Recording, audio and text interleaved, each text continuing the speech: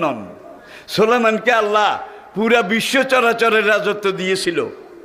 সে আল্লাহর কাছে পারমিশন চাইল, রব্বুল আলামিন তুমি আমারে পারমিশন দাও, তুমি তো রেজেক দাও, রেজেকের মালিক। আমি আমার প্রজাদেরকে একদিন দুপুরবেলা একবেলা খাওয়াবো। আল্লাহকে এটা আমার ফাংশন, তুই এটাতে আর দিস না।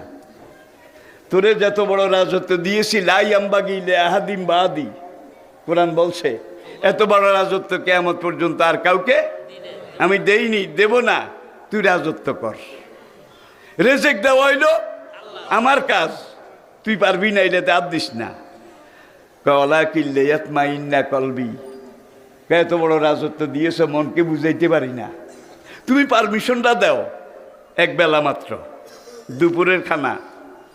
আল্লাহ বললেন তুমি তোমারটা করো, আমি রেজেক দাতা, রেজেকের মালিক, তুমি খেলাফত করো, রাজত্ব করো, বাদশাহী করো।